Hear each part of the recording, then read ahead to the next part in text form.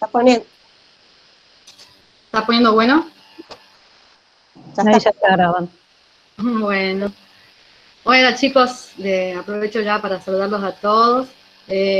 Vamos a arrancar ahora con el primer teórico práctico de los 5 que faltan dar. Ya estamos llegando al final de la materia. Cuenta la leyenda que esta parte es la más pesada de la materia. No sé ustedes que habrán escuchado. Eso es lo que me han dicho algunos pajaritos a mí. Bueno, quizás sea un poco más pesada porque vemos muchas familias, pero creo que dentro de todos son grupos que nosotros conocemos y estamos más acostumbrados a ver, así que creo que no va a ser tan difícil. Quizás sea pesada por la cantidad de nombres, pero lo vamos a ir viendo tanto, y los vemos tanto en el día a día, en la vida, así que creo que nos va a servir para el futuro como biólogos, ya más allá si se dedican a la entomología o no. Así que bueno, arranquemos entonces con la subdivisión Paraneoptera, que es lo que vamos a ver ahora. Está formada por esos 4 órdenes que están viendo ahí, que son Zocóptera, Tiráptera, Tisanóptera y Hemíptera. Como verán, en el cuadro que está acá, en este árbol, Zocóptera y Tiráptera forman un grupo hermano, y Tisanóptera y Hemíptera forman por otro lado otro grupo hermano. Entonces están aunados por esta partecita, por estas ramitas del árbol, que les dan caracteres en común, ¿sí?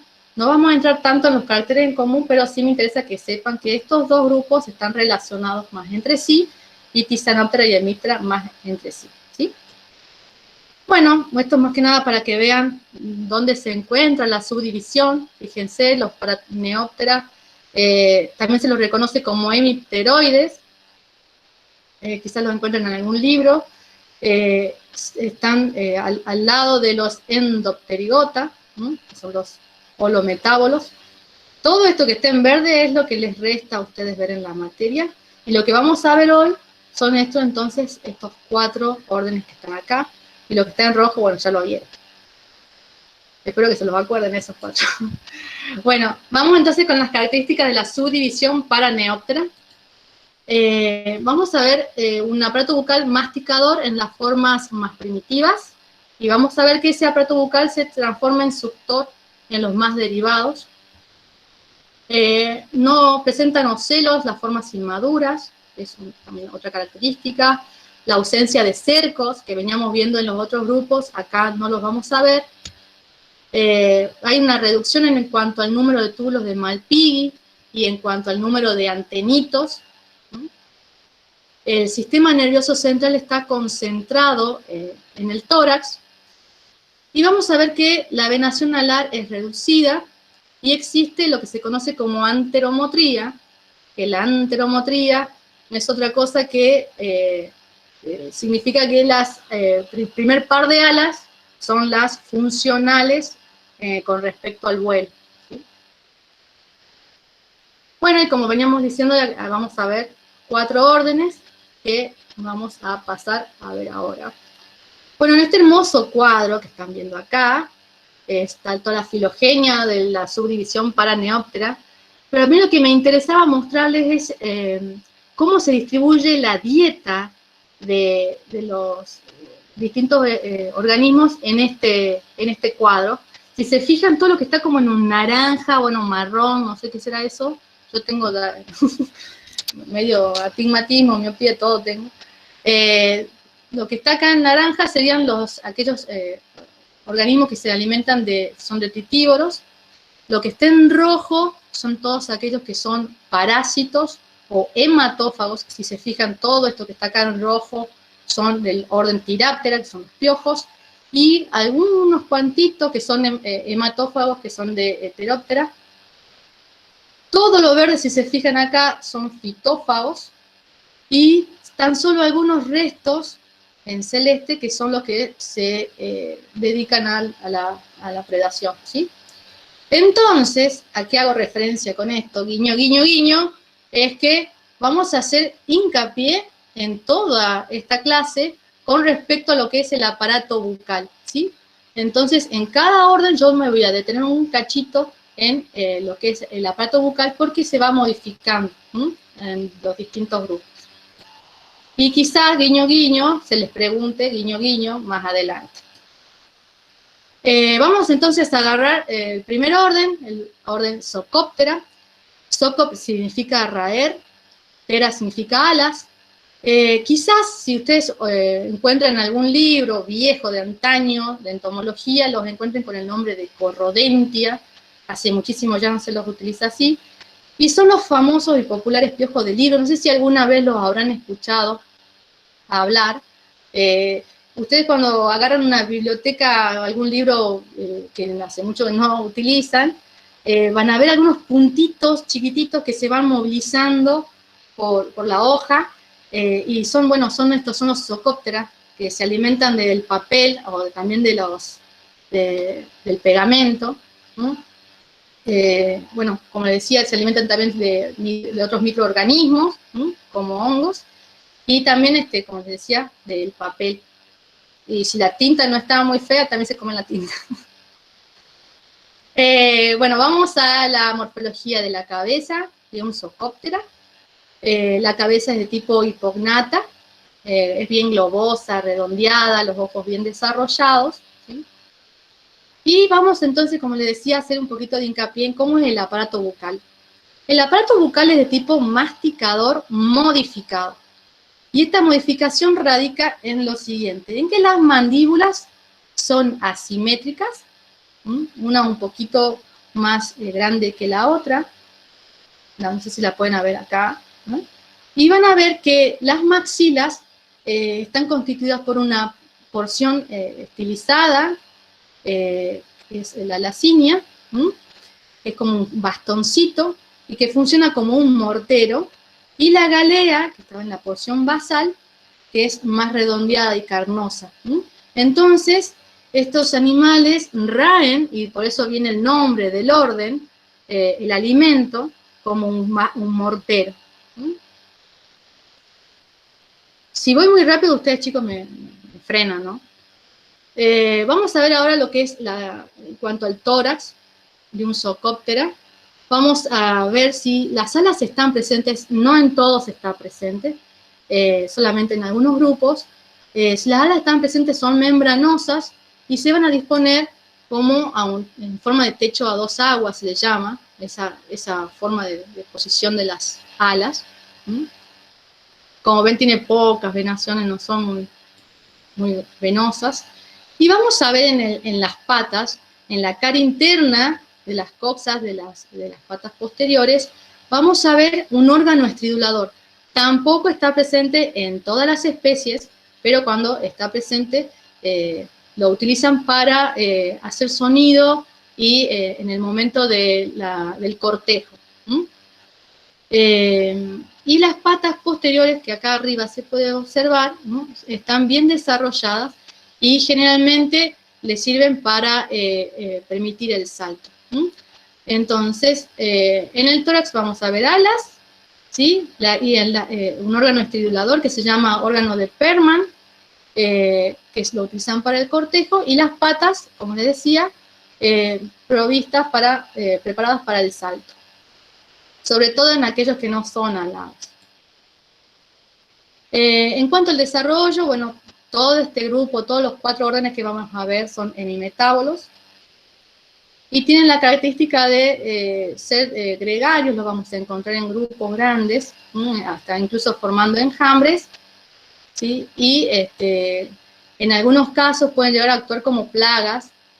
Los piojos de los libros, ustedes capaz que si lo han escuchado nombrar, pueden ser plagas de bibliotecas, y también pueden ser plagas de colecciones entomológicas, por ejemplo. Por eso se utiliza tanto veneno en las colecciones entomológicas. No sé si alguno ha tenido la oportunidad de ir al Lillo y sentir el olor que hay en la fundación. A veces se siente un olor penetrante de veneno. Bueno, es para evitar que surjan estas plagas. Bueno, vamos ahora a pasar al otro orden, que es un grupo hermano del orden Zocóptera, que es el orden Tiraptor. Ustedes buscarán cómo pronunciarlo cuando ven eso. Lo primero que les llama la atención es la cantidad de consonantes y falta de vocales. Se pronuncia Tiráptera directamente, la T es la única que se pronuncia en todo esto, y significa piojo, y áptera significa sin alas, ¿sí? El orden Tiráptera está muy relacionado con Zocóptera. De hecho, se cree que el orden surge gracias a un Zocóptera que se vuelve parásito. De hecho, se cree que se vuelve parásito primero en aves, y los mamíferos serían sus hospedadores más recientes evolutivamente. Vamos, es un grupo dentro de todo grande, de 6.000 especies. Se reconoce que puede haber muchísimas más, vamos, que todavía no se las ha investigado. Están distribuidas en todo el mundo donde estén sus hospedadores, y como les decía, son ectoparásitos obligados de aves y de mamíferos. Y cuando yo hablo de obligados, ectoparásitos obligados, me estoy refiriendo a que todo su ciclo de vida lo pasan arriba de un hospedador, no se bajan nunca, ¿sí? Ellos necesitan su hospedador constantemente para poder sobrevivir, ¿sí? Han parasitado tanto aves, se cree que están en todas las aves, de hecho se está seguro que están en todas las aves, y en mamíferos también se cree que están en todos los mamíferos, pero no se los ha podido encontrar nunca en los siguientes grupos, que son cetácea, monotremata, Nosquiroptera y Enocenartra. En cetácea se cree que, bueno, obviamente porque no tienen pelos, entonces no tienen dónde aferrarse, sin embargo, no sería asociado a su ambiente marítimo porque existe piojos en lobos marinos. Y en Cenartra, Monotremata y en Quiroptera realmente no se sabe exactamente bien por qué no se los encuentra. Algunos proponen de que han existido y se han extinguido, y otros proponen que nunca los pudieron colonizar. Y bueno, quisiera saber qué mecanismo de defensa tienen estos hospedadores para no tener piojos. Así que eso sería lo interesante. En cuanto a las características del grupo, vamos a ver que, como les decía, son el único grupo de exopterigotas que es verdaderamente parásito. No se bajan nunca del hospedador. Son de tamaño pequeño. Siempre es importante recordar que todas las características que tiene, morfológicas que va a tener el grupo, es para poder adaptarse a su vida parásita, y el ABC de ser un buen parásito es ser más pequeño que el hospedador. Son aplanados dorso-ventralmente, esto les permite poder moverse fácilmente entre los pelos y las plumas. Tiene los órganos sensoriales reducidos, puesto que no los necesita porque van a estar sobre su comida. Son ápteros. Y el aparato bucal está modificado para el parasitismo. Y ahora lo vamos a ver. Vamos a detectar dos grupos grandes dentro de piojos, que son el grupo de los que se conoce como piojos masticadores y el grupo de los piojos chupadores, que es el grupo que ustedes generalmente conocen. ¿Cómo los reconocemos a los piojos masticadores y a los piojos chupadores? Obviamente por la alimentación. Las plumas y los pelos son el alimento de los piojos masticadores, mientras que los piojos chupadores son hematófagos, ¿sí? El tipo de cabeza. Los masticadores tienen cabeza hipognata, los chupadores prognata. En cuanto a las piezas bucales, bueno, uno masticadoras y otro tienen piezas bucales suctoras, chupadoras. Y lo más característico y la forma más sencilla de reconocer un piojo masticador de uno chupador es que los piojos masticadores tienen la cabeza más ancha que el tórax. Si se fijan acá, la cabeza es más ancha que el tórax. Y en el caso de los chupadores, la cabeza es más angosta que el tórax. Entonces, a veces, a simple vista, quizás lo pueden llegar a reconocer. Bueno, yo trabajo con este grupo, con los piojos masticadores, pero nosotros vamos a hacer hincapié, sobre todo, en los piojos chupadores. Bueno, en cuanto al tórax, vamos a encontrar todos los apéndices tienen dispositivos para evitar ser desalojado del hospedador. Cuando el piojo es desalojado del hospedador, tiene que buscar urgentemente un hospedador rápidamente, porque muere si no a las pocas horas. No puede estar mucho tiempo alejado del hospedador, por eso necesita estar siempre bien aferrado. Y a ustedes, si alguna vez han tenido experiencia con piojos, sabrán que es muy difícil primero atraparlo y después sacárselo uno mismo del cuero cabelludo. Entonces esos dispositivos son, por ejemplo, acá, al costadito, ahí está. Vamos a ver, este es un piojo de una oveja. Si se fijan, estas son las antenas, hasta con las antenas está aferrada al pelo, las mandíbulas y con las patas están aferradas al pelo, ¿sí? Para evitar ser desalojados. Y esto que está acá al lado corresponde a una foto de un piojo de cabeza, el que nosotros conocemos. Fíjense cómo tiene en las patas, esta sería el tercer par de patas, cómo tienen de agrandado la uña, ¿sí? Y en la región de la tibia vamos a ver como una esponjosidad, como una almohadilla para poder aferrarse bien fuertemente, hacer como una buena pinza, ¿sí? Todos estos dispositivos los utiliza para no ser desalojados. Y acá les quería mostrar, este es un piojo Hematomyxus suis, es un piojo de chancho. Fíjense el tamaño, bueno, acá justo el fin de semana pasado estuve en el campo, estuve ahí colectando piojos, y ahí se ve, fíjense, son grandecitos. Obviamente el tamaño del piojo va a depender del hospedador, ¿no? Un piojo de cóndor no es lo mismo que un piojo de un zorzal. Profe, ¿Sí? entre los piojos chupadores y masticadores, ¿hay alguno que sea más concurrente, digamos, en lo que son las aves o en los mamíferos? En las aves son todos masticadores. Perfecto, muchas gracias. No, de nada. Justo ahora vamos a ver un poco después eso.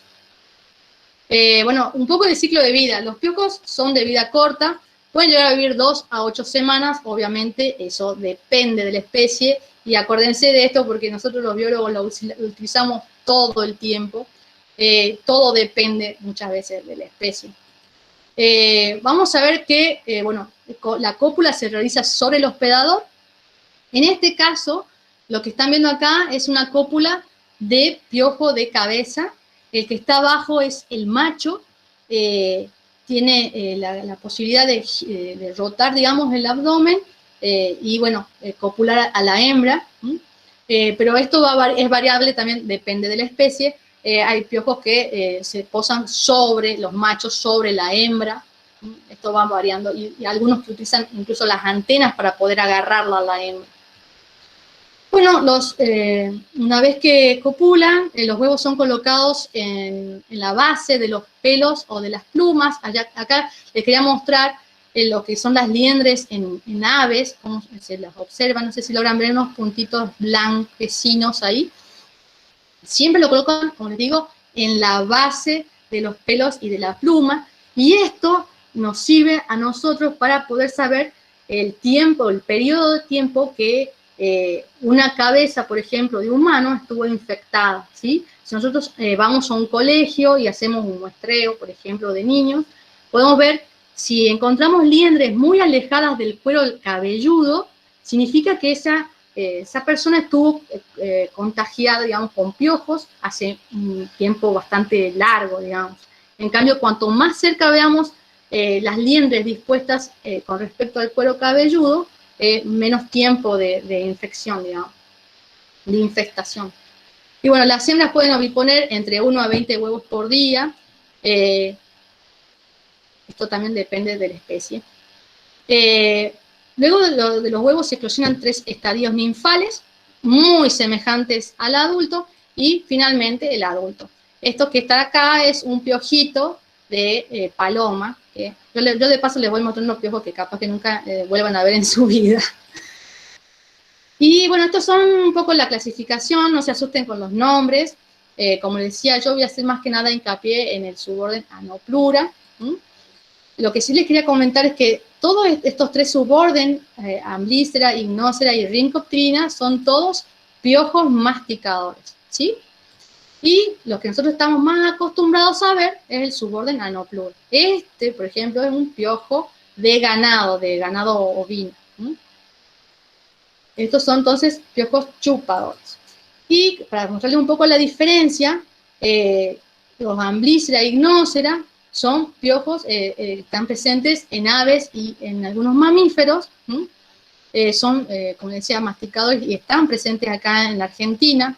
Licopterina no lo vamos a ver porque son piojos de elefantes y jabalíes, todos africanos, digamos, medio complicado.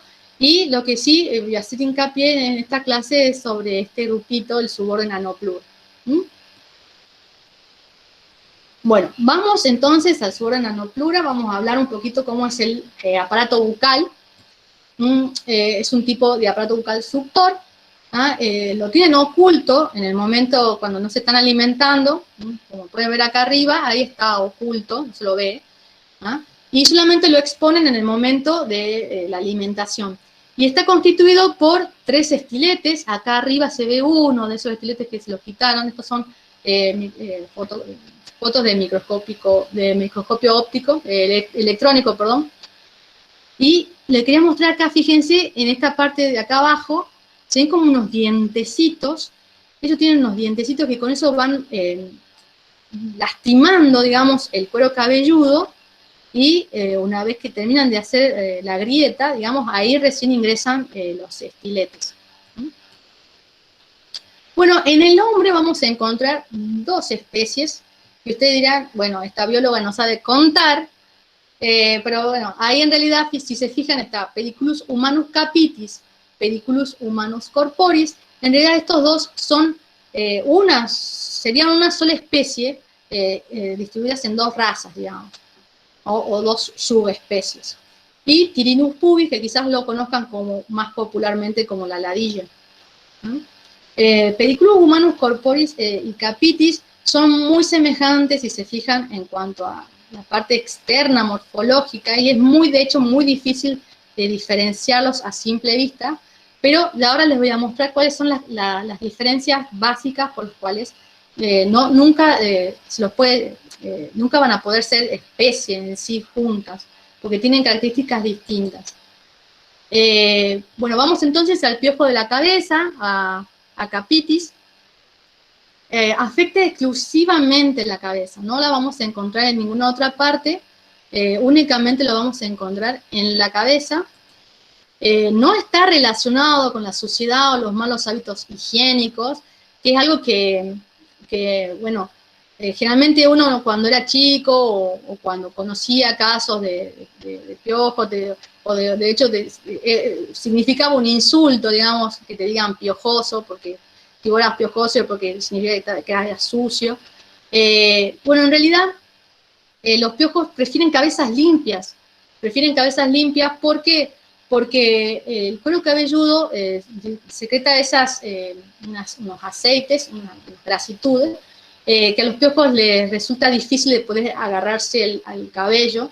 Entonces, generalmente prefieren cabezas limpias, a diferencia de lo que la sociedad, digamos, generalmente relaciona. Pero bueno, el tener piojos ya era como, bueno, por lo menos como que uno no tiene mucho acicalamiento, por lo menos.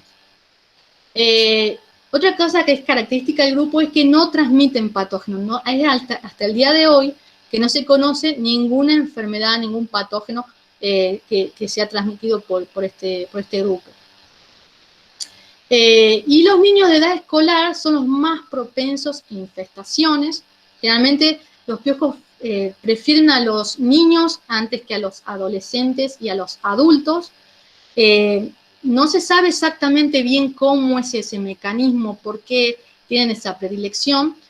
Muchos creen que es por la parte hormonal, que los niños tienen menos hormonas, digamos, activas, y que cuando se llega a la adolescencia, esos olores o esas feromonas o esa actividad hormonal afecta a los piojos. Pero sin embargo, hay algunos casos en donde atacan, se ha encontrado en algunas personas donde lo atacan toda la vida, adulto, adolescente o como sea. Y otra diferencia es que los piojos prefieren a las niñas antes que a los niños.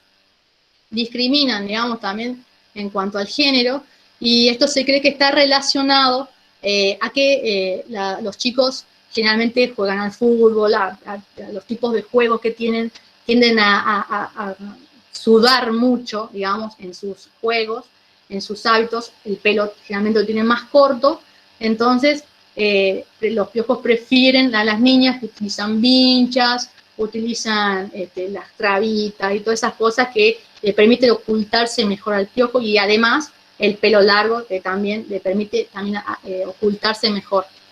Y otra característica que, bueno, no le he puesto ahora, pero les quería comentar, los piojos también prefieren a los pelos finos. Entonces, generalmente no lo vamos a encontrar sobre personas de la raza negra. La gente de raza negra generalmente tiene el pelo un poco más grueso, y entonces los piojos no se pueden aferrar bien a ese tipo de pelo, entonces siempre prefieren, lo vamos a encontrar generalmente en razas de otro tipo, digamos, la blanca.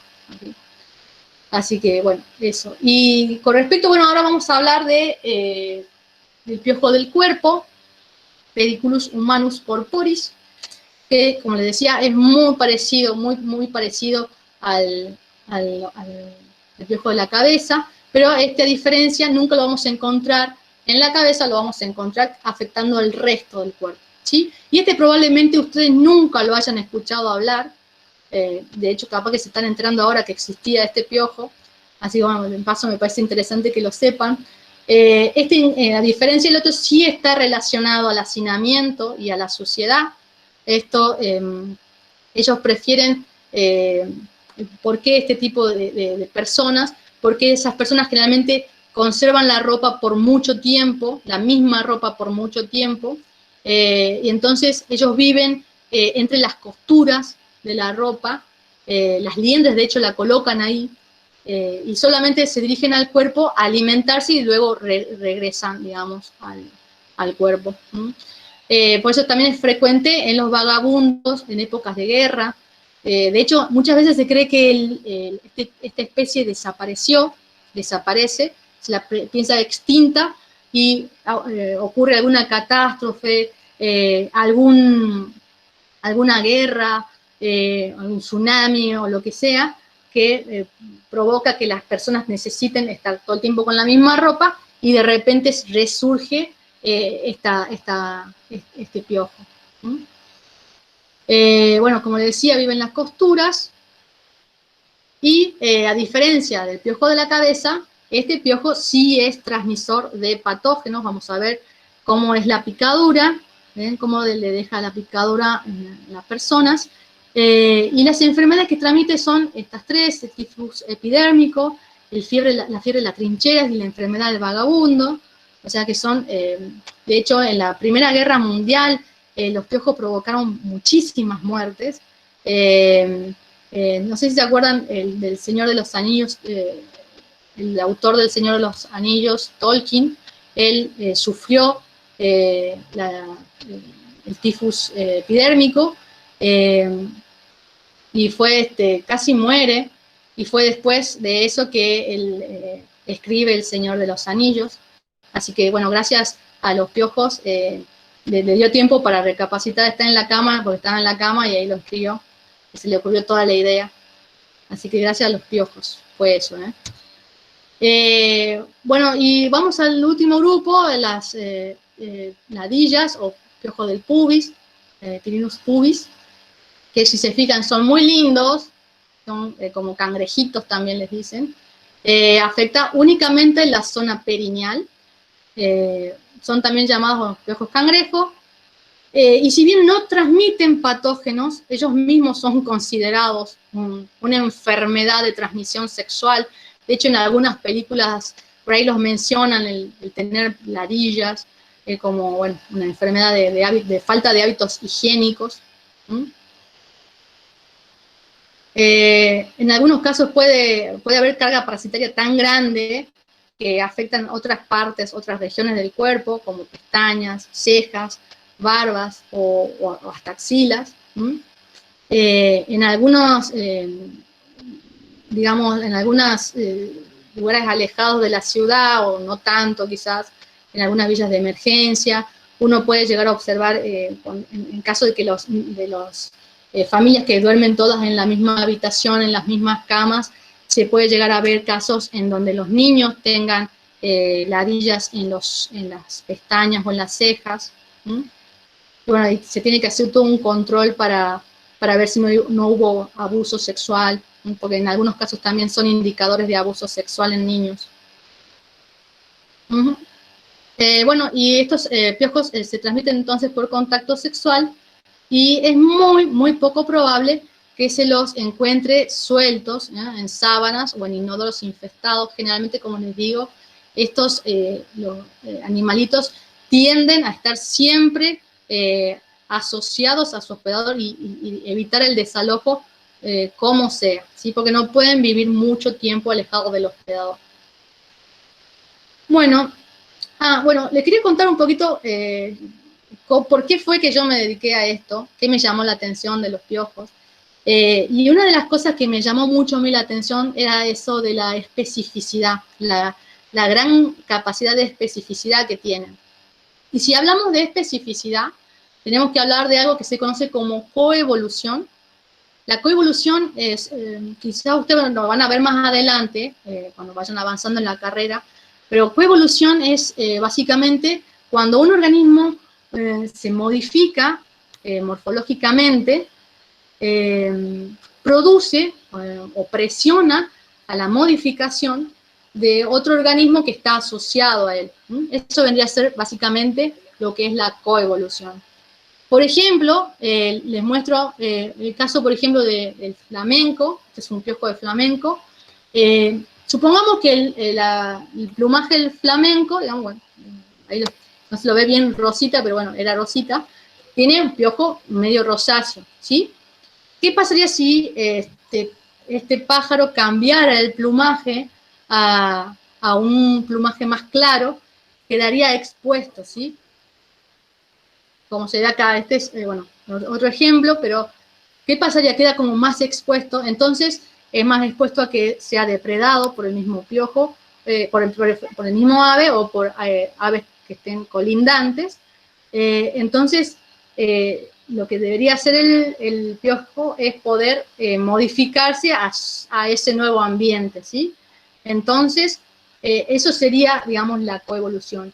La historia, digamos, que cuenta, o la historia evolutiva que cuenta un piojo, me puede estar indicando también la historia evolutiva de su hospedador. ¿Se entiende? ¿O es muy complicado? Bueno, espero que... Sí, sí, se entiende, Sí, profe. profe, sí se entiende. Bueno, lo que no se entiende es porque lo estoy estudiando, dice. Bueno, en cuanto entonces yo les decía de la especificidad, nosotros podemos encontrar dos tipos de especificidad. La taxonómica, que es en donde se observa cómo converge una especie de piojo con una especie de taxón hospedador.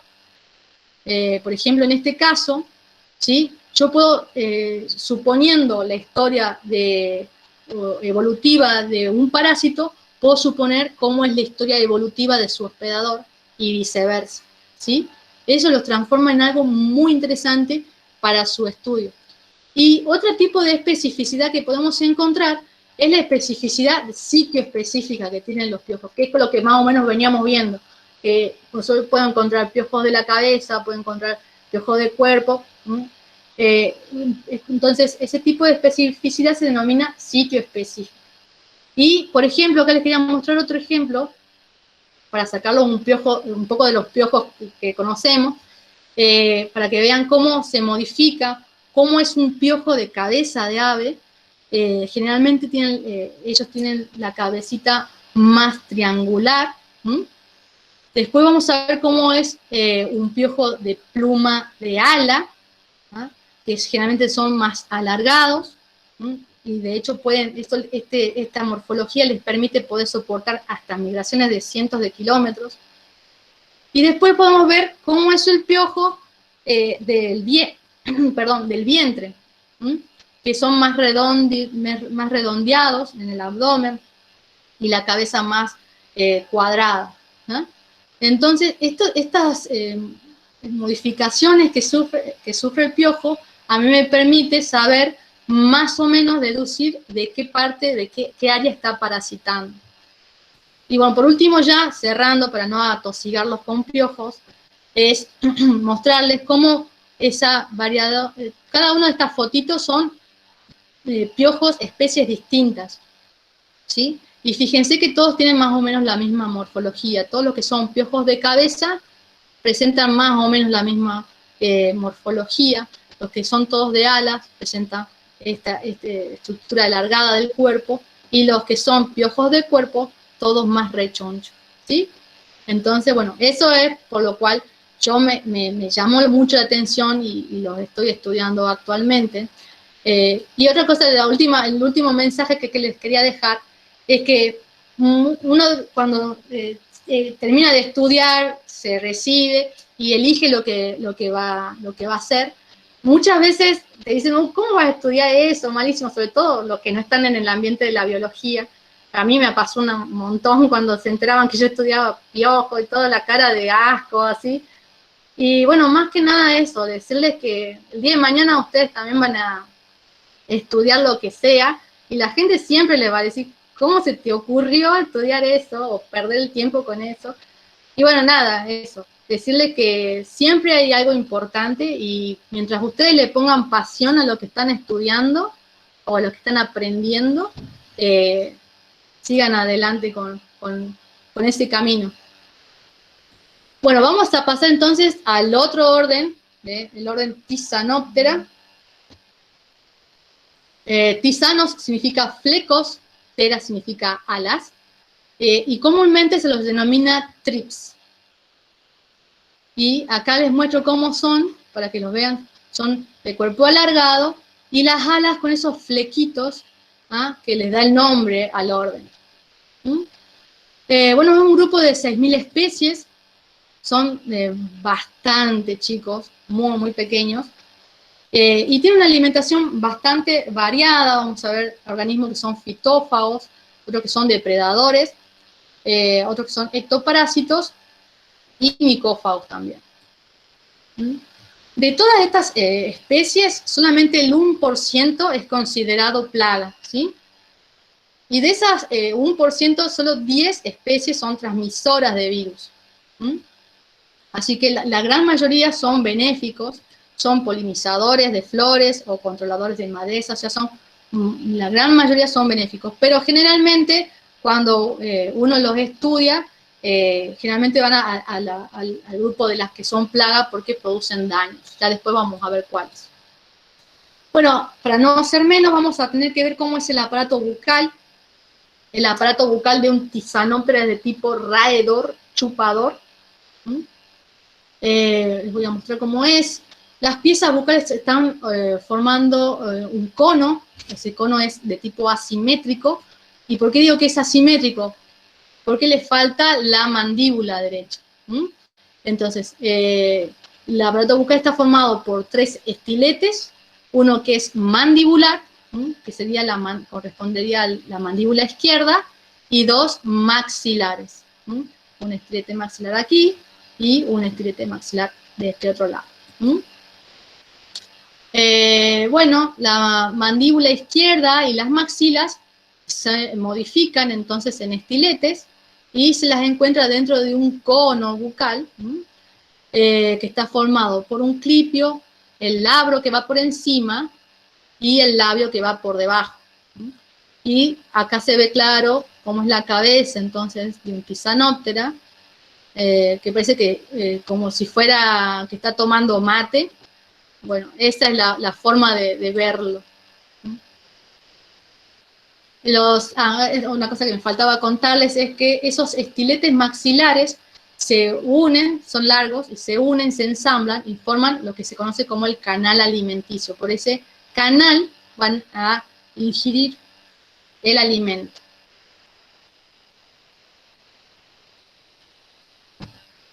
Bueno, vamos a ver un poco cómo es la morfología de la cabeza. Vamos a ver que pueden tener cabeza hipo u opistognata, ojos compuestos, 3 ocelos que se ven ahí, los 3 ocelos, y antenas próximas en la base. En cuanto al tarso, vamos a ver que tiene una vesícula adhesiva versible, que sería un aróleo modificado, sería esta. Y en las alas vamos a ver que pueden o no tener alas, pero si tienen las alas van a ver que son de tipo membranosas y con esos flecos que son muy característicos del orden. Bueno, este grupo tiene la capacidad de formar agallas y ese enrollamiento que estamos viendo acá en las hojas. Esto es debido a que los trips se alimentan succionando los jugos, digamos, vegetales, pero de célula por célula, o sea, ingresan célula por célula a absorberla. Entonces las células se van muriendo, como ven, forma como una necrosis. Y la planta a veces reacciona formando más células, y eso forma como una deformación que se puede transformar o en ese enrollamiento de las hojas, o se puede formar como esas agallas. No sé si alguna vez han tenido la oportunidad de ver agallas, que son como deformaciones de las ramas, como abultamientos de las ramas. Generalmente ellos, cuando veamos externamente una hoja o a lo lejos una rama medio deforme, nos acercamos y podemos llegar a verlos a los trips. Si bien son chiquitos, generalmente están en multitud, son gregarios, así que los podemos ver fácilmente. Bueno, en cuanto a la reproducción, se pueden reproducir por partenogénesis o sexualmente. Vamos a ver que existe lo que se conoce como haplodiploidía, o sea, las hembras son diploides, mientras que los machos son haploides. Y en cuanto al desarrollo, vamos a ver un tipo de desarrollo distinto, digamos, diferente, que ya lo vieron cuando vimos con la profe Fabiana lo que es metamorfosis. Ella les explicó un poquito. Vamos a ver que ellos tienen metamorfosis intermedia, ¿sí? O sea, ¿qué significa metamorfosis intermedia? Son morfológicamente exopterigotas, pero fisiológicamente son holometábolos. ¿Y esto qué significa? Que vamos a encontrar en el desarrollo, al principio, dos estados inmaduros muy semejantes al adulto, como veníamos viendo hasta ahora con los exopterigotas, pero luego vamos a ver dos, o incluso en algunos casos hasta tres, estados de reposo, en donde no se alimentan, y en donde ocurren cambios notables, y a esos estadios le vamos a llamar prepupa y pupa. Prepupa es cuando no es tan avanzado esa modificación morfológica, y la pupa ya hay un grado más de modificación. Entonces, cuando ocurre esto, se llama metamorfosis intermedia. De todas formas, bueno, ya se tienen que acordar que lo vimos con la profe Fabiana, pero bueno, les quería remarcar que son morfológicamente exopterigotas, pero fisiológicamente holometábolos. Bueno, y vamos ahora, sí, al último orden, el orden hemiptera. Hemi significa medio, ptera alas, y hace referencia a que tienen una porción del ala más esclerosada, que es la porción basal, y el resto del ala es membranoso. Es un grupo grande, de hasta 90.000 especies. Ese grupo exitoso dentro de los exopterigotas, el más dominante, pueden llegar a medir desde pocos milímetros hasta 11 centímetros, ¿ya? O incluso en algunos casos un poquito más. ¿Y qué característica vamos a ver? Vamos a ver que tiene una cabeza de tipo prognata u opistognata. Puede tener los dos tipos de cabeza. Y ustedes verán acá en la imagen, que dice prognata acá, pero ven las piezas bucales que se dirigen hacia atrás, y no entiendo cómo puede hablar esta persona de prognata si están para atrás. Pero eso le explico. En el caso de reposo, las piezas bucales en los prognatos, lo colocan a las piezas, lo colocan hacia el vientre para protegerlas. Y solamente las exponen hacia adelante, como en este caso en la foto, en el momento que se está por alimentar, ¿sí? Y después, bueno, como veníamos viendo ya en los otros grupos, una cabeza típica o pistognata, las piezas siempre dirigidas hacia atrás, ¿sí? El aparato bucal es de tipo chupador-picador, son eficientes extractores de líquidos, vamos a ver bien cómo es ese aparato bucal. Los ocelos, si los tiene 2 o 3, o bueno, puede no tenerlos.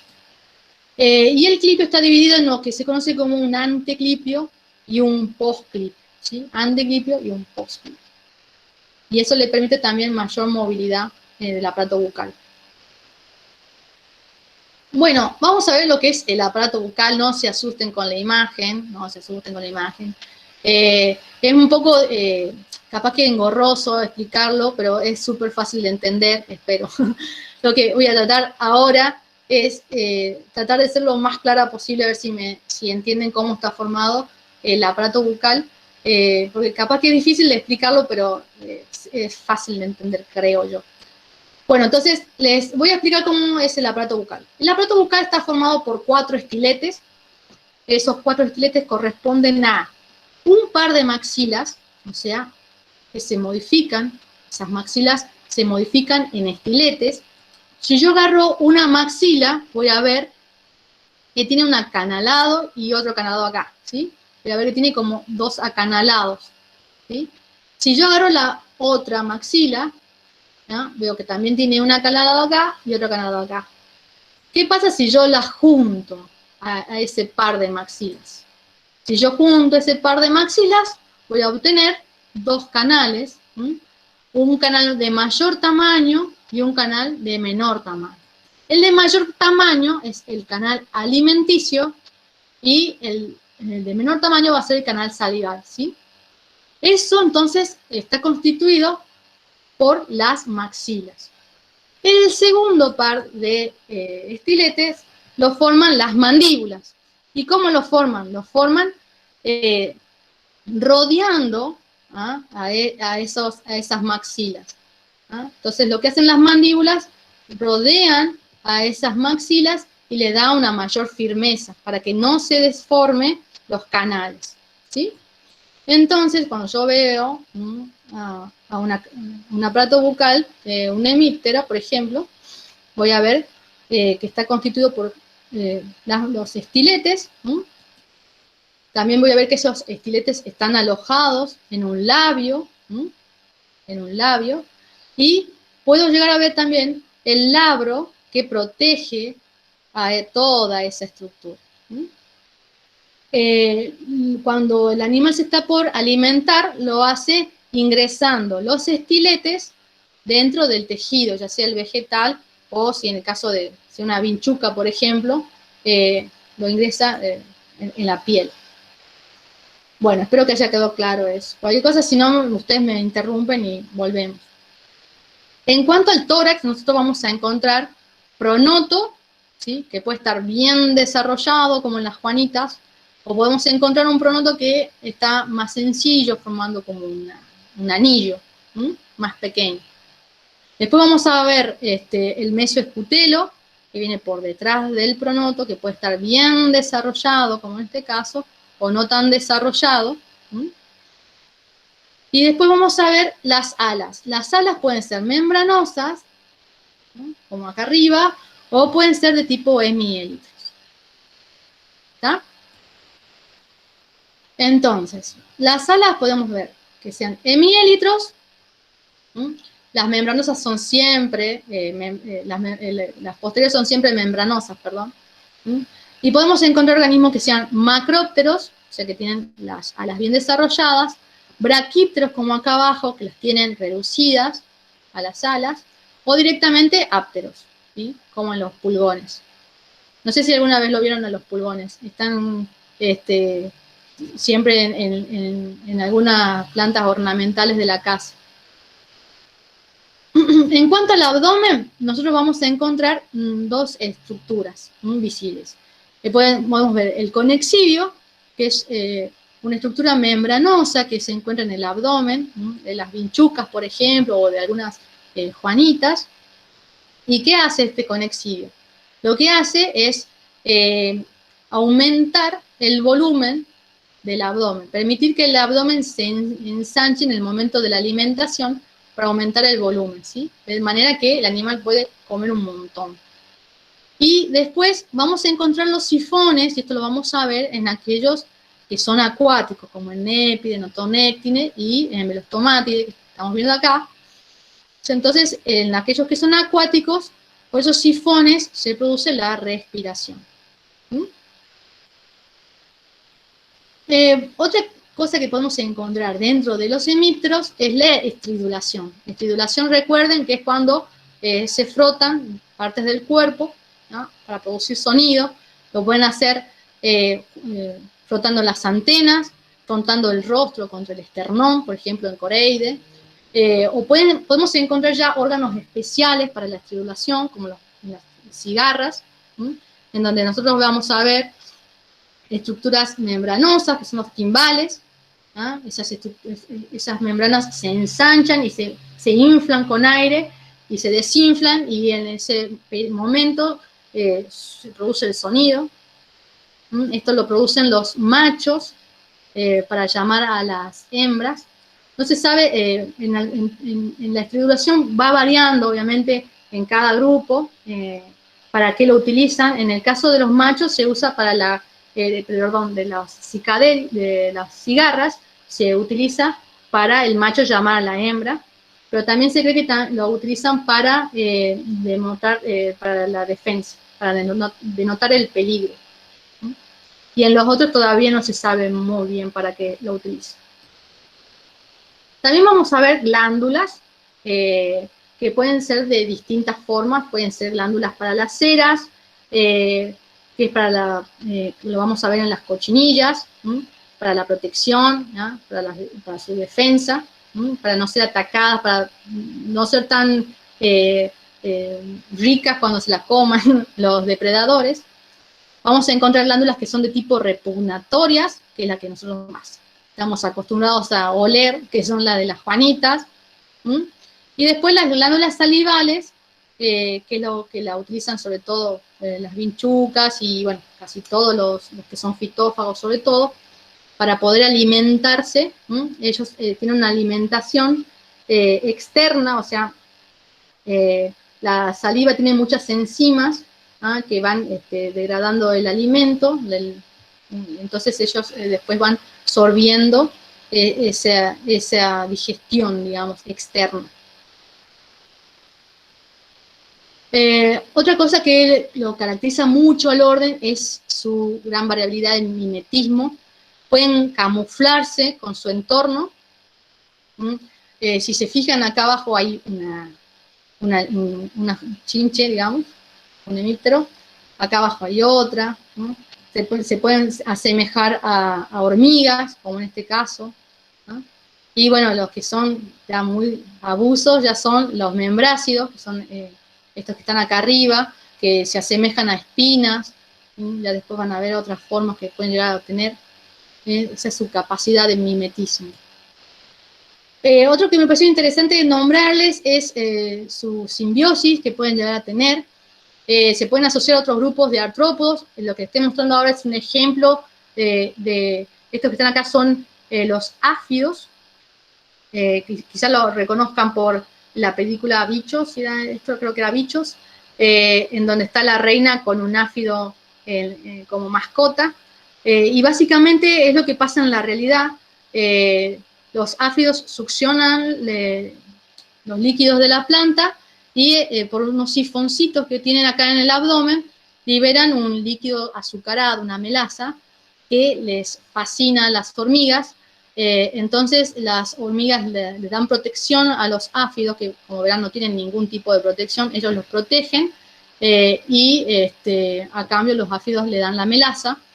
Las hormigas de hecho pueden llegar a formar, a cuidarlas, a protegerlas y a formar como ganados, las tratan como ganados. De hecho se les llama hormigas ganaderas a estas. Y otra forma de simbiosis es una endosimbiosis que tienen ellos internamente con levaduras y bacterias, que les permite poder asimilar toda esas estructuras vegetales con las cuales se alimentan, ¿no? Y bueno, ya terminando, contarles que hemípteros los podemos encontrar en los distintos ambientes terrestres y en acuáticos, y de hecho anfibios, que capaz que ustedes lo hayan visto en algunos charcos, en ríos también los vemos, a los zapateros le llaman, ¿no? Y bueno, eso es todo. Mostrarle un poco lo que es la bibliografía, que se consultó bastante. Hay muchísimo y es un grupo muy interesante que se ha investigado bastante sobre todo Hemiptera. Y bueno, nada. ¿Alguna duda, chicos? Ahí dejaron Buenísima la algunos. clase, muy entretenida. Yo tengo una duda, Ah, profe. gracias. Bueno, Santiago.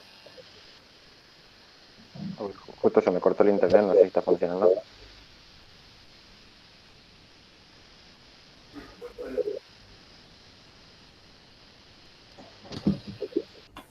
¿Ahí se me escucha? Sí, sí. Hola. Sí.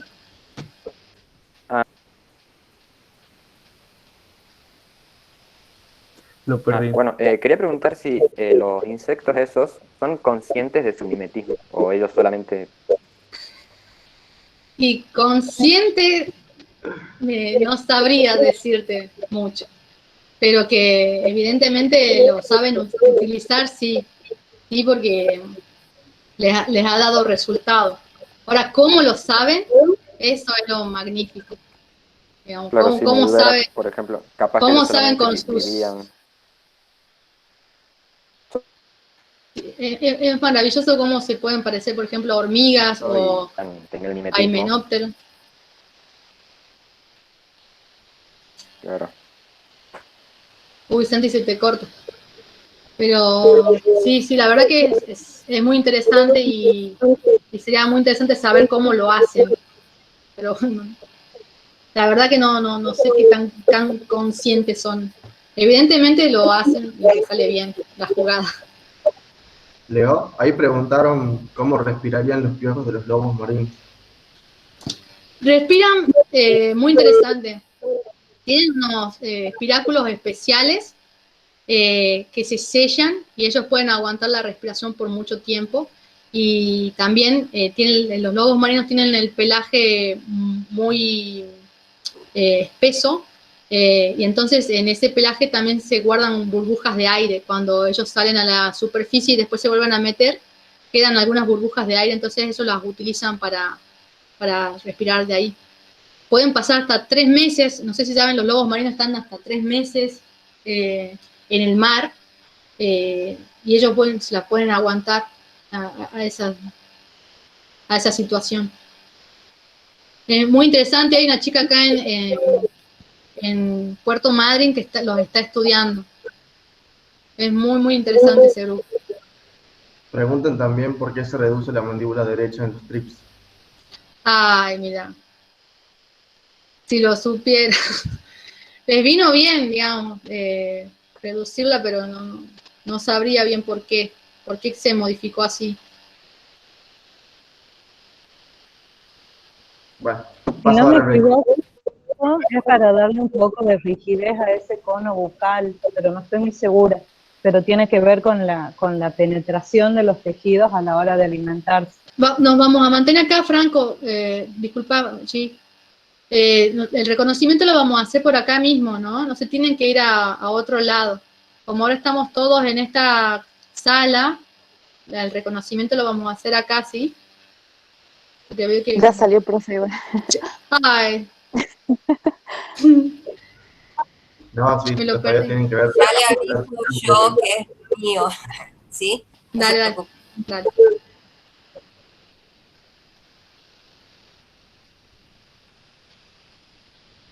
Bueno. Las moscas cuando se frotan las manos, Solo. así que uno lo ve, las patas, ¿eso es tribulación también o no? No. ¿O no? Nada que ver. Eso es para hacer como Ya están adelante. que está pensando en algo. Preparando Está algún pensando en plan. algo. Algún plan maquiavélico. Oh. Espero que ahí se vea la presentación ya. Sí, sí. ¿Profe? Bueno, ahora vamos a ir al reconocimiento para que vean un poquito cómo son las familias, ¿sí? ¿Comenzamos? Bien, nosotros chicos, como dijo el profe Leo, estamos viendo acá la subdivisión paraneutral, es el primer tema de su tercer parcial. Me presento, mi nombre es Luis, yo soy uno de los ayudantes que va a estar a cargo de este récord. Y yo tiendo mucho a ir muy rápido, así que me avisan por las dudas. Bien, nosotros vamos a ver principalmente el orden de Hemiptera, ¿sí? El orden de Hemiptera se divide en tres grandes grupos: Aukenorrhyncha, Heteroptera y Sternorrhyncha, ¿sí?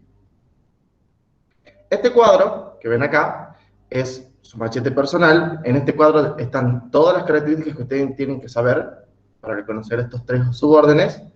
Principalmente, como dijo Leo, dentro de Hemiptera hay dos cabezas: la cabeza prognata, que se encuentra solo en los Heteroptera, y la cabeza opistognata, que se encuentra en Sternorrhyncha, ¿sí?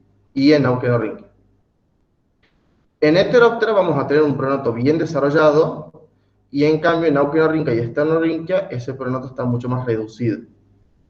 En Heteroptera vamos a encontrar alas de tipo hemielitros, de ahí que viene el nombre Heteroptera, y en Aukenorrhyncha y Sternorrhyncha vamos a tener alas de tipo membranosas, ¿sí? Aukenorrhyncha y Sternorrhyncha también tienen características que los diferencian entre ellos mismos, como ser, por ejemplo, que el aparato bucal, la parte del rostro, parece surgir del cuello, en Aukenorrhyncha, que es de ahí que viene su nombre, y el aparato bucal en Sternorrhyncha surge del primer esternito torácico, por lo que tienden a generar esa cabeza que sale desde el primer par de patas, desde entre las patas. Y bueno, las otras características que también pueden notar son antenas cetáceas en los Aukenorrhyncha, y en cambio en Sternorrhyncha esas antenas pueden estar bien desarrolladas, reducidas o ausentes, ¿sí? En Aukenorrhyncha vamos a ver que las alas presentan celdas, ¿sí? Son estas. Y en cambio en Sternorrhyncha las alas o tienen pocas celdas o casi están reducidas totalmente. Y dentro de Heteroptera nosotros vamos a ver tres series, ¿sí? Esta es una terminología nueva para ustedes, que es lo que separan a Heteroptera en tres subgrupos, digamos, ¿sí? La serie Amphibicorice, la serie Hydrocorice y la serie Geocorice. Este es un esquema más que nada para que vayan viendo la mayoría de familias que hay, pero no vamos a ver todas, ¿sí? En este reco vamos a ver solo algunas. Empezando por la serie Amphibicorice, ¿sí? Estos son los hemípteros que suelen vivir sobre el agua, ¿sí? Y viven sobre el agua generalmente gracias a esas patas, ¿sí? Que tienen dos uñas tarsales antapicales, que es lo que les permite mantener la tensión superficial, ¿sí? Para andar sobre el agua. Dentro de esta serie vamos a ver solamente la familia Guerridae, ¿sí? Que también se los conoce vulgarmente como zapateros. Y una característica morfológica que los distingue principalmente es que su primer par de patas están adaptadas para capturar presas, pero no son patas de tipo raptoras, ¿sí? Acá vamos a ver en la foto del material de cátedra, ¿sí? Tenemos un garrido, tenemos el segundo y el tercer par de patas que son mucho más largas, ¿sí? Más desarrolladas para andar sobre el agua, y el primer par de patas acá podemos ver bien cómo tienen un ángulo recto que les distingue y que les sirve principalmente para capturar presas, ¿sí? La otra serie que vamos a ver va a ser la serie Hydrocorice, ¿sí? Principalmente en este grupo tenemos todos hemípteros acuáticos, ¿sí? Y vamos a ver solamente una familia, que es una familia muy conocida de este grupo, que son las famosas chinches de agua, la familia Belostomatidae, ¿sí? Esta es una de las pocas familias que llegan a tener un tamaño muy grande dentro de este grupo, ¿sí? Por lo que son de ver muy a simple vista, las pueden ver en los ríos, ¿sí? Tienen las patas anteriores raptoras, su primer par de patas es algo que la distingue principalmente de los Guerridae, y las utilizan mucho para capturar alimentos, ¿sí? Por eso son depredadoras. Tienen un abdomen terminado en un par de sifones cortos, que son retráctiles, ¿sí? Y eso principalmente es la razón por la que generalmente algunas veces las chinches las podemos encontrar así, donde la parte posterior sale hacia afuera del agua y a través de los sifones ellos adquieren el aire para respirar. Acá en la foto del material de cátedra, vamos a ver en una vista ventral de una chinche de agua, vamos a ver ese primer par de patas raptoras bien desarrolladas, y el segundo y el tercer par de patas, que son un poco más aplanadas, que las usan principalmente para nadar, ¿sí?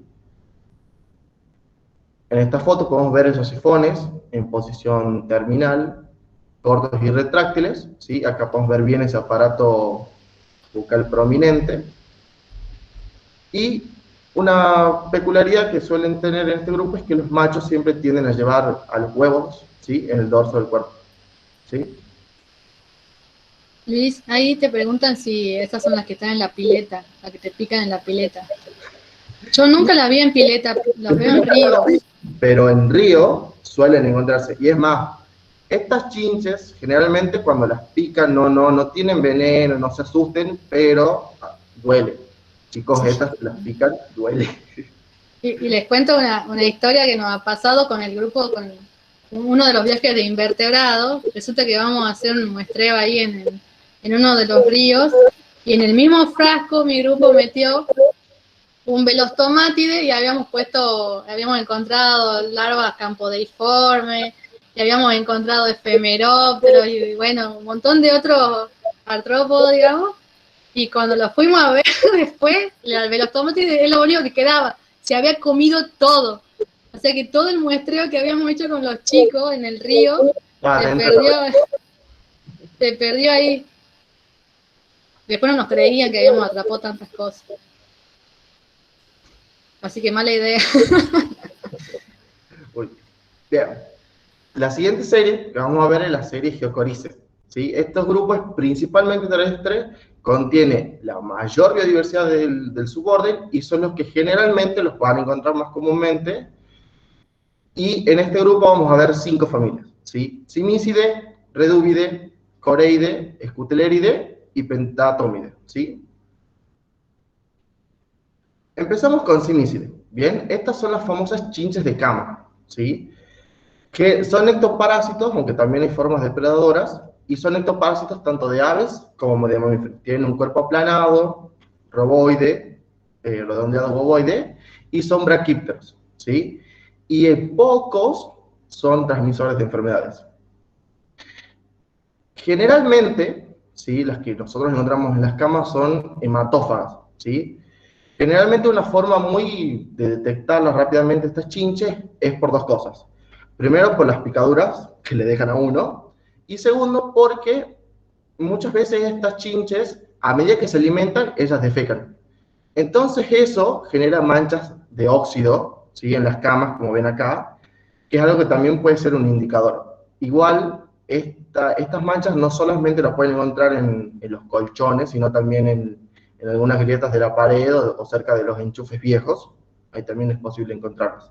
Y son una plaga muy difícil de erradicar. No sé si alguna vez lo habían escuchado, chicos, ¿alguna vez han escuchado de las chinches de cama? Yo no, profe. Profe. No, así Me acabo no. de asustar. Sí, profe. Pueden ser las próximas víctimas. No, Ustedes a pueden mí ser las cuando fui en la próximas. casa de campo, nosotros en mi caso, bueno, a mí me agarró un montón de esas chinches y lo que hacíamos nosotros sacábamos los colchones al aire libre y los golpeamos con un palo, así todo el rato. Y después, bueno, compramos veneno, pero son muy horribles, la experiencia es horrible. ¿Y pudieron erradicarlas? No, justamente habíamos comprado un insecticida, uno muy fuerte y bueno, y ahí fue. ¿Y no?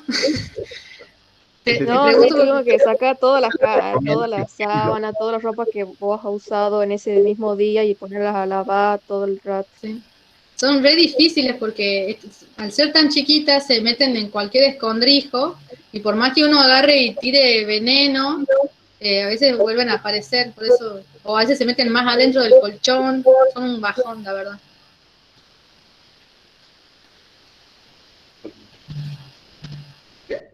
La otra familia que vamos a ver es la familia Reduvidae, es una muy conocida por ustedes seguramente, son las comúnmente llamadas vinchucas, ¿sí?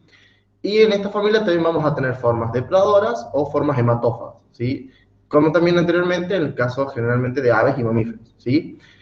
En esta familia podemos notar muy bien marcado ese conexivio, ¿sí? Recuerden que generalmente se utiliza principalmente por el tipo de alimentación que tienen. Y algunas de estas especies justamente son transmisoras de la enfermedad del mal de Chagas, ¿sí? Seguramente por eso también las deben conocer mucho. Es más, estas chinches también se las conoce como chinches besadoras, no sé si alguna vez escucharon, principalmente porque tienen el hábito de picar a los humanos durante la noche cerca del ojo. Entonces algunas veces les dejan como esos chupones, entre comillas, digamos. No románticos. No románticos, chicos. Bien, esta es una foto del material de cátedra, para que vean, digamos, que hay hasta diferentes colores de verlas a veces, digamos. Y otra familia que vamos a ver y que generalmente se las confunde con las anteriores es la familia Coreidae, ¿sí? Estas chinches, a diferencia de las anteriores, son formas plenamente fitófagas, no son hematófagas o depredadores, y son robustas y tienden a ser más alargadas. Además, tienen el mesoescutelio, ese esclerito, que está por detrás del pronoto, lo tienen muy reducido, ¿sí? O pequeño, mejor dicho. ¿Bien? Y además algo que también se las conoce como chinches de patas robustas, porque generalmente no todas igual, tienen como la tibia en su tercer par de patas como muy desarrollada, pero no es algo que, no es una ley segura 100%. Entonces ahora vamos a ver, porque generalmente nosotros como biólogos, generalmente algunas veces nos preguntan, ¿esto es una chinche? ¿Esto es una vinchuca? ¿Cómo las diferencio? Bueno. ¿Qué caracteres tenemos que tener en cuenta nosotros para diferenciarlos, sobre todo en el reconocimiento? ¿Sí? Son dos caracteres principalmente. El primero es la relación entre la cabeza y el cuerpo. ¿Bien? En las vinchucas vamos a ver que acá estos están separados ¿cómo se dice esto? Por un estreñimiento, ¿sí? Que tiene como una apariencia de cuello, y en cambio, en los Coreidae, acá esa unión no está, sino que tienen como se diría, capaz vulgarmente una unión amplia, ¿sí? Están muy próximas. Y el otro carácter que ustedes deben ver son las alas. ¿Por qué? En los Coreidae se pueden ver bien estas venas longitudinales que tienen en las alas, en cambio en los Reduidae, esas venas no las ven, están muy reducidas, ¿sí? Así que cuando ustedes les pregunten cómo diferenciar una de otra, estas son las dos características que ustedes se tienen que acordar principalmente. Pasamos con la siguiente familia, otra familia muy conocida, muy emblemática, que son los Pentatómidae, ¿sí? Que son las comúnmente llamadas panitas o chinches olorosas, ¿sí? Estas, a diferencia de las otras familias, tienen un pronoto muy amplio, ¿sí? Y hasta a veces puede estar ornamentado como tenemos acá en el material de la cátedra, ¿sí? Tienen un mesoescutelo bien desarrollado, ¿sí? En su forma triangular, es algo muy característico y con esto lo pueden sacar a la familia al toque, ¿sí? Y también presentan esas glándulas odoríferas que generalmente tienen esa popularidad de que cuando son molestadas generan ese mal olor muy característico. Y por último, dentro de Pteroptera vamos a ver a la familia Scuteleridae, ¿sí? Que también se les conoce como chinches metálicas o juanitas metálicas por esos colores vivos que tienen, ¿sí? en su cuerpo.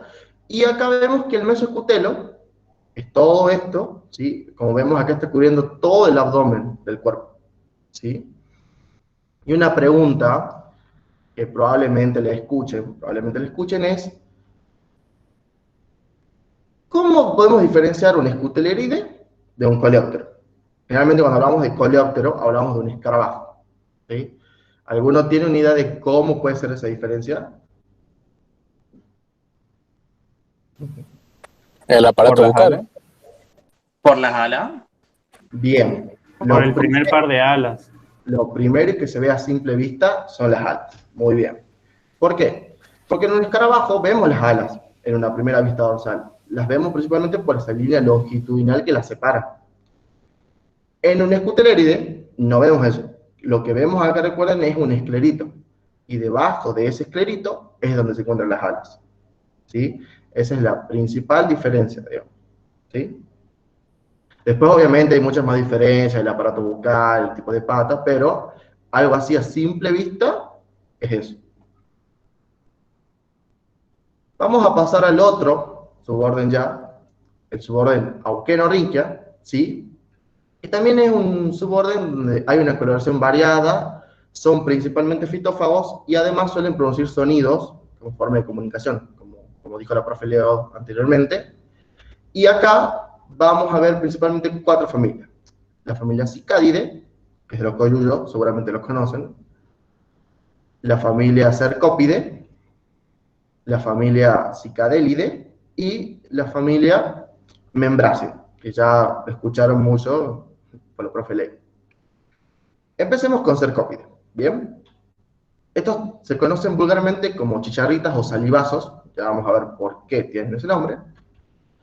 Y generalmente algo muy característico que probablemente vean poco en este parcial es que las alas anteriores son de tipo tecminas, no son estrictamente un hemielitro, que es algo que tienen que resaltar mucho cuando, si les toca explicar un poco qué podemos encontrar en esta familia, qué características tienen, ¿sí? Además, tienen la tibia posterior de las patas, ya vamos a ver una foto más en zoom, tienen esa corona apical, digamos, de espinas, ¿sí? Que pueden ver, ¿bien? Y además, las ninfas producen una espuma, ¿sí? Mucilaginosa, que les sirve como protección antes de pasar al estado adulto. Y es más, generalmente, en la facultad, en la parte de afuera, cuando salimos del bar, ¿nunca les cayó algo de arriba, como una gota, que parecía lluvia? Bueno, generalmente lo que cae es esto, es la saliva de estos bichos, ¿sí? Como para que cuando caiga algo, digamos, ya saben qué es, digamos, ¿sí? No son gotas de lluvia, digamos. Son gotas de lluvia. Están saliviando. Bien, la siguiente familia que vamos a ver es la familia Cicadelidae, ¿bien? Que también se les conoce con el nombre vulgar de chicharritas. Tienen una cabeza redondeada, cónica, algo que realmente con los que las pueden diferenciar. Y también tienen una hilera de espinas en el par de patas posteriores, muy característica, muy distintiva, ¿sí? Y algunos también pueden llegar a ser vectores de algunas enfermedades hacia las plantas, porque también son fitófagos. Y también producen una melasa, ¿sí? Que también suelen expeler por el ano, que son compuestos de desechos principalmente. Así que si no es un Cercópide, es un Cicadelidae. Por las dudas. Y una de las últimas que vamos a ver es la Cicadidae, ¿bien? Esta es muy común, muy famosa, son los famosos coyullos, ¿sí? Algo a remarcar de este grupo es que los machos, como dijo el profe Leo, tienen esos órganos timbales muy característicos, muy desarrollados, el primer segmento del abdomen, y creo que es el único grupo donde lo van a ver que tienen ninfas subterráneas, ¿sí? Es decir, una vez que emerge la última ninfa de la Tierra, sufre una muda, ¿sí? Y sale el adulto. Esa exuvia es la que generalmente ustedes encuentran cuando van al campo, ¿sí? Y estos también son fitófagos, como podemos ver acá en la imagen, digamos, ¿sí? Acá tenemos una vista dorsal de estos coyullos y podemos notar, acá en un zoom, que tienen 3 ocelos, ¿sí? Dicen, mucho en las culturas populares, que el nombre coyullo sí hace referencia a aquel que trae el verano, o aquel que trae el sol. Porque es muy común cuando nosotros escuchamos este sonido, que sepamos que al día siguiente va a ser un calor fuerte. Generalmente se creía, porque estas chinches generalmente aparecen en lo que es la época de diciembre, ¿sí? Aparecen durante la época de diciembre anunciando justamente la llegada del verano, y es más, muchos agricultores, como estas generalmente se asocian mucho con las plantas de algarrobo, se cree que cuando son escuchadas, digamos, mucho durante las cosechas, eso es una buena indicación de la cosecha, se creía, ¿sí? Generalmente no las tienen que matar por eso, porque la asociaban mucho con una buena producción. Y es más, estas chinches suelen producir sonidos mientras se están alimentando. También eso se creía mucho. Entonces muchas veces decían que la chinche tiene el coyuyo tiene ese sonido tan prolongado porque mientras se está alimentando está emitiendo sonido. Es como si tuviera una media borrachera el coyuyo. Un dato de color los tiro para que no tengan la clase tan pesada. Está bueno. Otra familia también de Augenorrhynca son los Membracidae, una familia muy característica, muy enigmática, que tienen este pronoto bien desarrollado, ¿sí? Que puede tomar distintas ornamentaciones o proyecciones, principalmente por la función de camuflaje. Es más, Esto que ven acá, en esta foto, es el pronoto, ¿sí? Ese pronoto a veces también puede parecerse, digamos, a una hormiga, como una forma de hormiga, forma de avispa, que les da como un cierto camuflaje, ¿bien? Estos también son fitófagos, tanto las ninfas como los adultos, y también producen una melaza azucarada, junto con los pulgones, y eso también atrae a las hormigas porque también tienen esa relación simbiótica. Es más, muchas veces cuando van al campo, cuando algunos de esta familia tienden a depositar los huevos en el tallo de las plantas del que se alimentan, y eso genera agallas. O sea, otra forma de poder encontrar muchas veces es buscar las agallas más que buscarlos a ellos si están muy mimetizados. Y también suelen tener hábitos gregarios. Y por último, ya terminando, vamos con el suborden Sternorhynchia, ¿sí? Que este grupo, digamos, se los conoce mucho porque son las típicas plagas que algunos, si es muy amante de cuidar sus plantas, el jardín, las puede encontrar, ¿sí?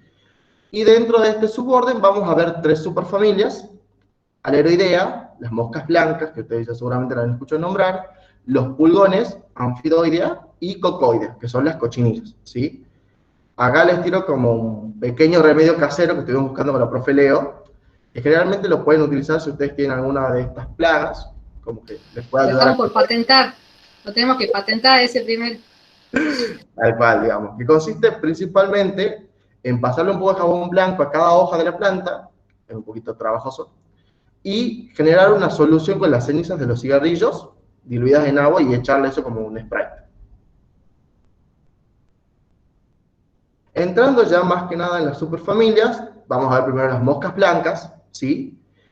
Estas moscas blancas tienen 2 pares de alas membranosas, ¿sí? Con pocas venas, como veníamos diciendo, dispuestas también en el modo más común de los hemípteros, que es a modo de techo a 2 aguas, ¿sí? Una característica a reconocerlas para que las puedan identificar rápidamente es que tanto los adultos tienden a dejar esa cera pulverulenta en las plantas donde están, digamos, ¿sí? Y también otra característica muy distintiva es que, al igual que los trips, sufren del fenómeno de metamorfosis intermedia, ¿sí? La otra superfamilia que vamos a ver es Amphidoidea, ¿sí? Que es la de los áfidos o de los pulgones, que tienen un cuerpo ovalado, globoso, son más chiquitos, tienen antenas muy largas y delgadas, así como podemos ver acá. También tienen alas membranosas con una venación simple, no está tan reducida, y estos son las únicas formas terrestres que vamos a ver que presentan un par de sifones en el abdomen, ¿sí? De posición dorsal. Un carácter importante a tener en cuenta, digamos, ¿sí? Y por último, vamos a ver la superfamilia Cocoidea, que es la de las cochinillas, ¿sí?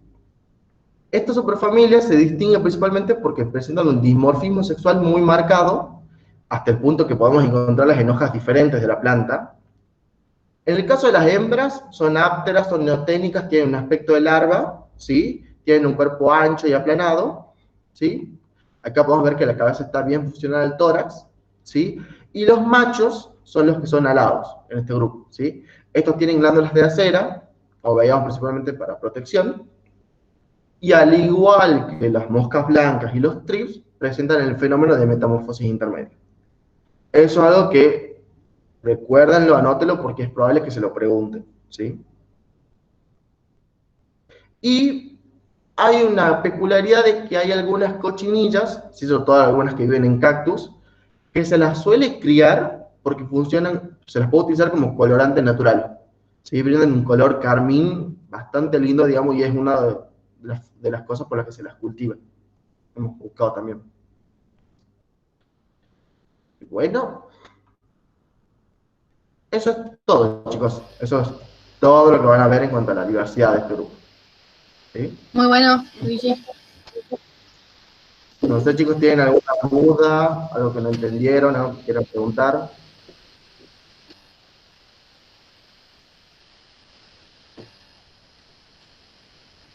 Los callamos. Seguramente capaz que estén fusilados por tanta información. Se han quedado en la primera familia, me parece. Sí, se han quedado con los tomates, no me habíamos hasta ahí. Bueno, sí. Profe, ¿cómo se llama este?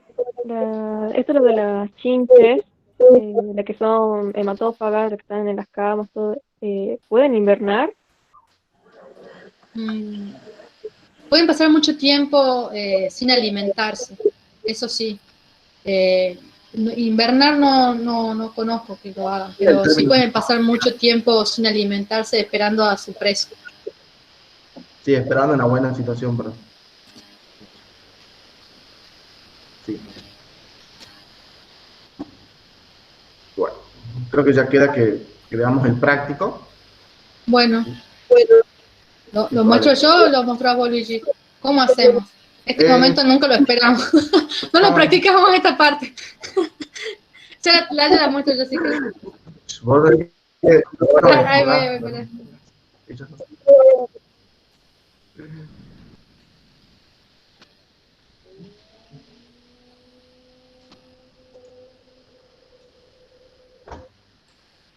Bueno, ahí espero que Se estén vea viendo. ¿Se ve o no? Sí, sí, profe. Ah, perdón. Bueno, listo. La primera actividad es, bueno, marcar las partes de Isocoptera, súper fácil. La segunda actividad va a estar complicada, porque no se las quité esta parte, porque me parece ya mucho darle. Cómo diferenciar un piojo de la corteza y un piojo de tiro, yo no les hice esa diferenciación, así que esta parte no me interesa que la hagan, de hecho, pero si quieren la pueden investigar. Acá para Las acá. partes de un piráptera, ahí las tienen, no se agarran de la cabeza, están todas marcadas acá arriba y ustedes solamente lo que deben hacer es más que nada deducirlas, son fáciles. Cómo diferenciar un piojo masticador de un piojo chupador. Y bueno, cómo reconocemos las características, al menos, de cada una de las especies que podemos encontrar en el hombre. Lo que más le haya llamado la atención, sobre todo, pueden poner. Acá también es otro que me salió mal la jugada. Se suponía que acá tenían que poner ustedes las piezas vocales y están marcadas. Recién me di cuenta. Una vez que ya estaba publicada la guía, recién me di cuenta. Está solucionado ese problema. Bueno, cuál es la sinapomorfía del orden hemíptera, que hay que sí deben marcar las partes. Y lo que más me interesa, bueno, acá completar el cuadro, que es el que le dio Luis hace un rato, ¿m? Con las características. Este cuadro me interesa mucho, chicos, que lo hagan, más que nada porque les va a servir un montón para estudiar ustedes para el parcial, para el evaluativo. Y bueno, esto es una con flecha con la terminología, súper fácil también. Y lo que más me interesa es mostrarles la clave para identificar hemíptera, el de la Argentina. Van a ver que hay familias que nosotros no le hemos dado, como Notonéctide, ¿sí? Népide no le hemos dado. Pero ¿para qué les dábamos esta clave tan engorrosa? Es para que ustedes la tengan y el día de mañana, cuando podamos salir al campo, podamos reconocerla, pasar esos ejemplares por la clave y reconocerlos, ¿sí? Eso me interesaba que por lo menos les quede esto como para el día de mañana cuando se levante todo esto. Acá era el video donde estaba el problema también. Sí, que generalmente la clave pueden encontrar acá. Generalmente acá cuando dice figura 5, familia Tinskide, estaría al revés, tendría que ser figura 6 acá y figura 5 acá.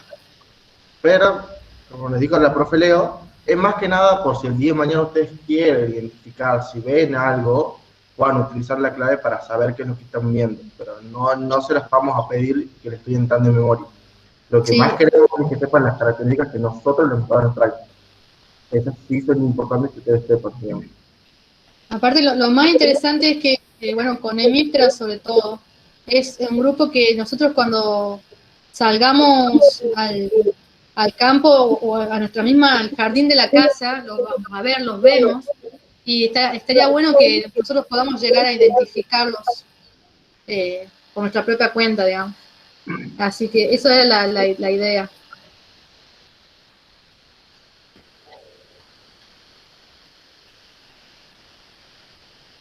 Bueno.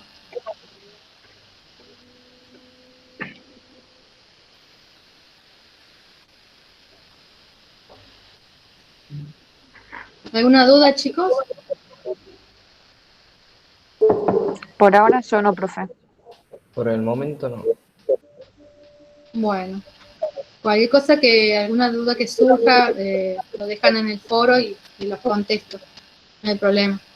Esperamos no haberlos mareado con tanta información. Esta clase generalmente se la daba antes en 2 bloques. Primero iba los 3 primeros órdenes y después iba solito Hemíptera. Y a esta vuelta le hemos metido todos juntos. Así que bueno, generalmente salen mareados. Después no utilicen vehículos grandes, de tracción grande, para que no choquen. Manténganse en la casa por un rato hasta que pase. Y bueno, Ahí cualquier tenemos cosa sí. 2 evaluativos. Bravo. ¿Qué quieren rendir evaluativo ya? No. Pregunta si son 2 evaluativos. O uno solo. No, va a ser uno. 2 en 1. Cuando se sienten, lo vean más tranquilo para ver que no es tan complicado diferenciar cada familia. Sí, aparte como les decía, son grupos que nosotros los estamos acostumbrados a ver, capaz que no sabemos qué son, pero estamos acostumbrados a verlos en nuestros jardines. Entonces estaría bueno también que vayan a ver, qué sé yo, si tienen un limonero, un naranjo en la casa, seguro que van a ver alguno de estos grupos. Más si tienen unas rosas. Ahí alguno decía que tenía pimiento. Después quiero los frutos, Teo, ¿no? Hay que esperar nomás, están así, 5 Tan centímetros a veces. No importa, tengo paciencia. Después tengo unos morrones.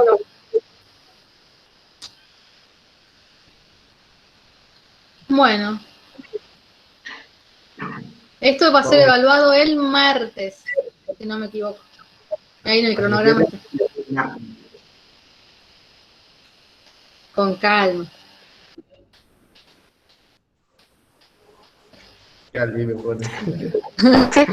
¿Se evalúa junto con lo que es tardígrado y demás que vimos en la clase anterior?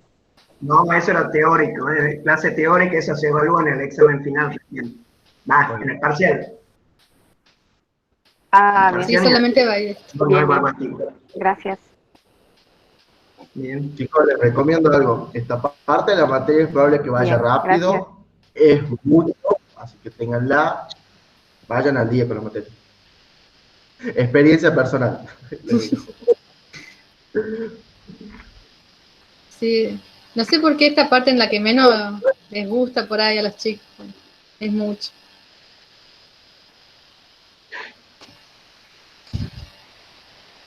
Bueno.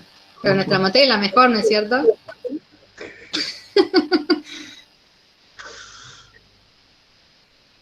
Bueno, gracias chicos, entonces.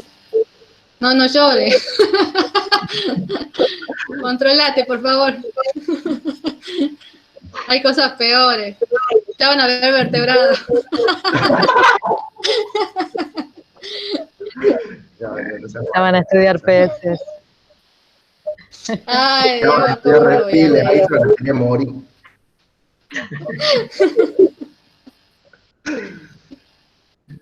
Bueno, si les interesa ya, haciendo ya el cierre, nosotros después dictamos materias de especialidad que están más referidas a grupos en específico, así que si les interesa toda la parte que es de entomología, dedicarse a alguna parte de entomología, más adelante pueden hacer las materias de especialidad o cursos, si se dictan, estén atentos, para completar con más información si les interesa.